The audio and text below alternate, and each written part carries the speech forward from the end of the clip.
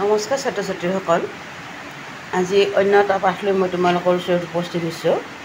আজিৰ পাঠটো হৈছে ভাৰতীয় সংস্কৃতি। মই তোমালোকক ইয়াৰে প্ৰশ্নোত্তৰসমূহ কৈ দিম। তোমালোকে অনুৰোধ কৰিছিলা প্ৰশ্নোত্তৰখিনি লাগে বুলি। চোৱা, 1 নম্বৰ প্ৰশ্ন দিছে, ভাৰতীয় সংস্কৃতিৰ প্ৰাণ কি? উত্তৰ লিখিবা। ক্ৰমবৰ্ধমান বা জীৱন্ত শক্তিয়েই ভাৰতীয় সংস্কৃতিৰ প্ৰাণ। Second question, from Volga to Ganga কাৰ ৰচনা? উত্তৰ লিখিবা। From Volga to Ganga পণ্ডিত ৰাহুল সংস্কৃতায়নৰ ৰচনা। সৰ্বপল্লী ৰাধাকৃষ্ণনে কালীয় দমনক কি আখ্যা দিছে? সৰ্বপল্লী ৰাধাকৃষ্ণনে কালীয় দমনক আৰ্যই অনাৰ্যক সংস্কৃত কৰাৰ এক প্ৰতীকধৰ্মী নৃত্য বুলি আখ্যা দিছে।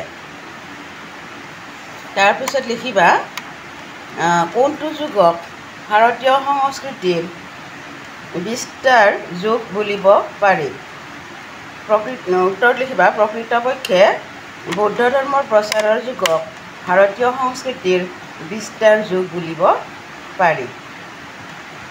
5 নম্বৰ প্ৰশ্ন, শিৱ আৰু শক্তি পূজাৰ মূল ক'ত আৱিষ্কাৰ হৈছিল?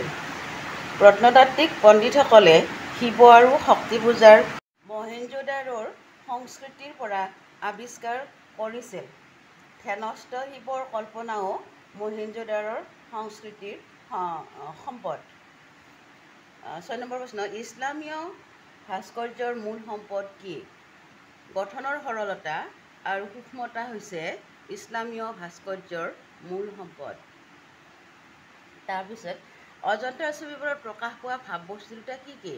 অজন্তাৰ ছবিবোৰত প্ৰকাশ পোৱা ভাৱবস্তু দুটাৰ এটা হৈছে সন্ন্যাস জীৱন আৰু আনটো হৈছে সমূহীয়া জীৱন। তাৰপিছত চোৱা, গান্ধীজীয়ে নতুন যুগৰ ভাৰতীয় সংস্কৃতি কেনেকুৱা হ'ব লাগে বুলি মত প্ৰকাশ কৰিছে? উত্তৰত লিখিবা। গান্ধীজীয়ে নতুন যুগৰ ভাৰতীয় সংস্কৃতি সমন্বয়ৰ বস্তু হ'ব লাগে বুলি মত প্ৰকাশ কৰিছে। সুকুমাৰ কলাৰ ভিতৰত কোনটো শিল্পক বেছি স্থায়ী বোলা হৈছে? 9 নম্বৰ প্ৰশ্ন। উত্তৰ লিখিবা। সুকুমাৰ কলাসমূহৰ ভিতৰত চিত্ৰশিল্পক বেছি স্থায়ী বোলা হৈছে। 10 নম্বৰ প্ৰশ্ন, হেম বৰুৱাৰ সাহিত্য চৰ্চা সম্পৰ্কে 25টামান শব্দৰ ভিতৰত এটি পৰিচয় দিয়া। উত্তৰত লিখিবা। অসমীয়া সাহিত্যৰ বিশিষ্ট কবি, প্ৰবন্ধকাৰ, সমালোচক আৰু ভ্ৰমণ কাহিনী লেখক হেম বৰুৱাদেৱে বহুতো পুথি ৰচনা কৰিছিল। বৰুৱাদেৱৰ পুথিসমূহৰ ভিতৰত আধুনিক সাহিত্য, সাগৰ দেখিছা, সানমিহলি, ৰঙা কৰবীৰ ফুল, কিউপিড আৰু চাইকি, বালিচন্দা, এই গাঁও এই গীত, কন্যকি, মেকং নৈ দেখিলোঁ, ইজৰাইল, স্মৃতিৰ পাপৰি ইত্যাদি উল্লেখযোগ্য। ইয়াৰ উপৰিও তেখেতে the red river and the blue hill নামৰ ইংৰাজী গ্ৰন্থখনো ৰচনা কৰিছিল। পছোৱা নামৰ মাহেকীয়া আলোচনীখনৰ তেখেতে সম্পাদকৰ দায়িত্বও বহন কৰিছিল। এইখিনি লিখিলে হ'ব। তাৰপিছত চোৱা, কুৱেশ্যন নম্বৰ 13, সভ্যতা আৰু সংস্কৃতি শব্দ দুটাৰ মাজত পাৰ্থক্য বিচাৰ কৰা। লিখিবা। সভ্যতা আৰু সংস্কৃতি এই শব্দ দুটাৰ মাজত যথেষ্ট পাৰ্থক্য আছে। এটাৰ সলনি আনটো ব্যৱহাৰ কৰিব পৰা নাযায়। সভ্যতাৰ বুকুত আঁচোৰ মাৰিহে সংস্কৃতিয়ে আৰোহণ কৰে। সভ্যতাই বিশেষ এটা সামাজিক বা ৰাজনৈতিক অৱস্থাক বুজায়। ইয়াৰ প্ৰধান মাপকাঠি হ'ল সমাজ এখনত বাস কৰা লোকসকলৰ জীৱন ধাৰণৰ প্ৰণালী। অৰ্থাৎ সভ্যতাই বস্তুগত প্ৰাচুৰ্য, দক্ষতা, সুসম্ভোগ, সম্পদৰ ব্যৱহাৰ, বৌদ্ধিক চিন্তা চৰ্চা, আচাৰ ব্যৱহাৰৰ সচেতনতা, শালীনতা আদিহে বহন কৰে। আনহাতে সংস্কৃতি হৈছে কোনো এটা জাতিৰ বা সমাজ এখনৰ জীৱন প্ৰতিভা। ভাষা, সাহিত্য, সুকুমাৰ কলা, দৰ্শন ইত্যাদি ক্ষেত্ৰত প্ৰকাশ পোৱা প্ৰতিভাই হৈছে জাতিবিশেষৰ সংস্কৃতিৰ মাপকাঠি। অৰ্থাৎ সংস্কৃতিয়ে জাতি এটাৰ ৰীতি নীতি, বিশ্বাস, ভাষা সাহিত্য, আচাৰ ব্যৱহাৰ, কৰ্ম পদ্ধতি, সাজ পোছাক আদি বহন কৰে। সভ্যতাৰ জন্ম আৰু বিকাশ মানুহৰ দৃষ্টিগোচৰ নহয়, কাৰণ সভ্যতাৰ বিকাশ অতি ধীৰ গতিত হয়, কিন্তু সংস্কৃতি সভ্যতাতকৈ কিছু দ্ৰুত গতিত পৰিৱৰ্তিত ৰূপত দেখা দিয়ে।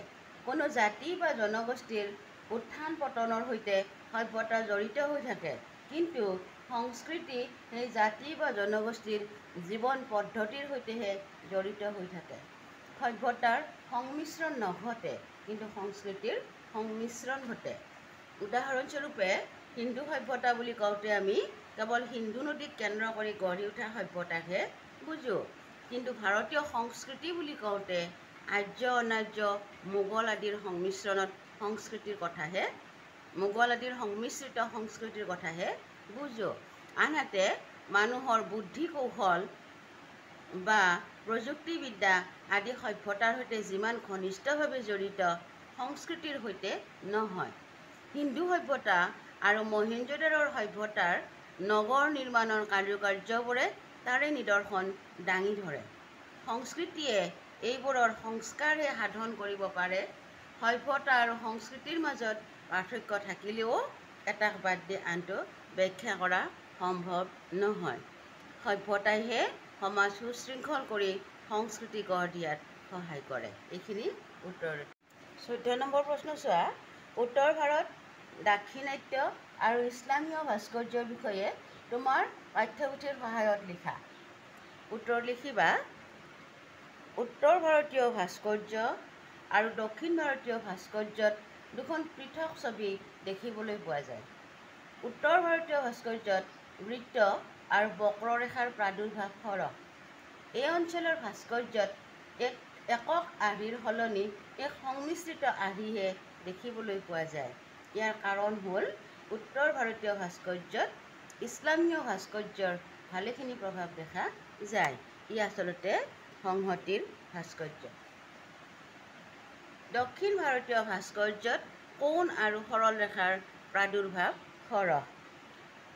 গঠনৰ বিশালতা হৈছে ইয়াৰ এটা বৈশিষ্ট্য। তাৰ ভাস্কৰ্যত প্ৰত্যেকটো ভংগিমাই সুকীয়া। তাৰ আৰ্হিত পুনৰাবৃত্তিৰ স্থান নাই। প্ৰায় 1000টা স্তম্ভ থকা কাঞ্জীভৰামৰ মন্দিৰটোকে উদাহৰণ হিচাপে দেখুৱাব পাৰি। গঠনৰ সৰলতা আৰু সূক্ষ্মতা ইছলামীয় ভাস্কৰ্যৰ মূল সম্পদ। জ্যামিতিৰ ছবিবোৰৰ দৰে এইবোৰ সৰল। ইছলামীয় ভাস্কৰ্য বুলিলে আচলতে উত্তৰ ভাৰতীয় ভাস্কৰ্যৰ মাজতে এইবোৰ অন্তৰ্ভুক্ত হৈ পৰিছে। ইছলামীয় ভাস্কৰ্যই হিন্দু ভাস্কৰ্যক কাৰুকাৰ্য প্ৰদান কৰিছে। আকৌ হিন্দু ভাস্কৰ্যই ইছলামীয় পদ্ধতিৰ জটিলতা হ্ৰাস কৰিছে, অৰ্থাৎ কম কৰিছে। ইছলামীয় ভাস্কৰ্যৰ এক অপূৰ্ব নিদৰ্শন হৈছে তাজমহল। এইদৰে ভাৰতীয় ভাস্কৰ্যত 3টা পৃথক পদ্ধতি অৱলম্বন কৰা দেখা যায়। এইখিনি লিখিবা উত্তৰ। ছাত্ৰ ছাত্ৰীসকল, আজিৰ ভিডিঅ'টো মই ইমানতে সামৰণি মাৰিম। পিছৰ প্ৰশ্নসমূহৰ উত্তৰ মই পৰৱৰ্তী ভিডিঅ'ৰ যোগে তোমালোকক দিম। তোমালোকে যদি তোমালোকৰ বহীত উঠাই লোৱাত কিবা অসুবিধা পাইছা, তেতিয়াহ'লে মোক কমেণ্ট বক্সত জনাই দিবা। আৰু আন কি প্ৰশ্নৰ প্ৰয়োজন হয় সেইটোকো জনাই দিলে মোৰ ভিডিঅ' বনোৱাত সহায় হয়। আৰু পুনৰবাৰ তোমালোকক অনুৰোধ কৰিছোঁ, চেনেলটো যদি নতুনকৈ আহিছা তেতিয়াহ'লে ছাবস্ক্ৰাইব কৰিবা, আৰু যদি ভাল লাগিছে শ্বেয়াৰ কৰিবা বন্ধুবৰ্গৰ মাজত, আৰু লাইক এটা কৰি মোক পুনৰ ভিডিঅ' বনোৱাত উৎসাহ যোগাবা। আটাইলৈ পুনৰবাৰ নমস্কাৰ।